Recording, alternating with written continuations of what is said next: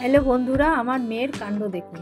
মাছ বাজারে গিয়ে যা যা মাছ সামনে দেখেছে সব মাছই অল্প অল্প করে কিনে ফেলেছে। রুই মাছ কিনেছে, চিংড়ি মাছ কিনেছে, তারপর মোরলা মাছ। এই মাছটা এতই ছোট, মনে হচ্ছে সবে ডিম থেকে ফুটে বেরিয়েছে, যে এতটাই ছোট মাছ। তারপরে আবার কিনেছে একটা গোটা মাথা। গোটা মাথাটা আবার কেটে আনেনি, আর ও বুঝতে পারেনি যে মার ছোট বটি দিয়ে এই মাথাটা কাটা মুশকিল হবে। তারপর দেখি আবার কিনেছে কই মাছ,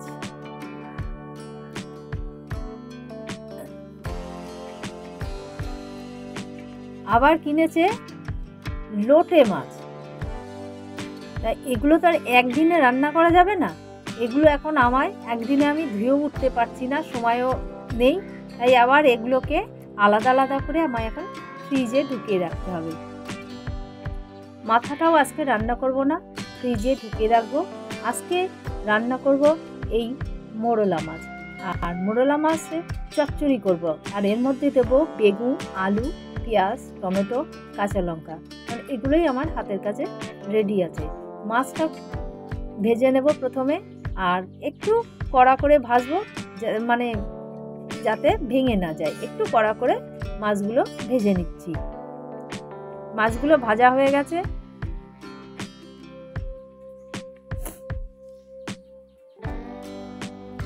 আর ফোড়নে একটু জিরে দিলাম, দিয়ে বেগুন, আলু এগুলো দিয়ে দিচ্ছি। আর বেগুন আলুটা আগে একটু নুন দিয়ে মেখে নিয়েছিলাম যাতে একটু নরম হয়। একটু টমেটো, পেঁয়াজ, কাঁচা লঙ্কা এগুলোও দিয়ে দিচ্ছি। তবে এটা এই যে তেলে নাড়াচাড়া করবে, এখানেই অর্ধেকটা নরম করে নেব, যাতে বেশি জল দিয়ে ফোটাতে না হয়।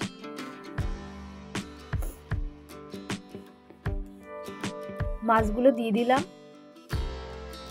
এবার মাছগুলো দিয়ে কিছুক্ষণ নাড়াচাড়া করে জল দিয়ে দিচ্ছি। খুব অল্প পরিমাণে জল দেব।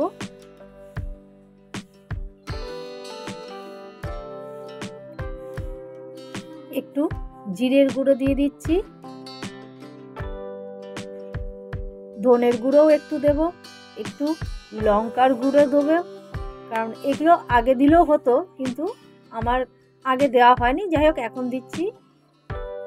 দিয়ে ভালো করে নাড়াচাড়া করে একটু ফুটিয়ে নেব।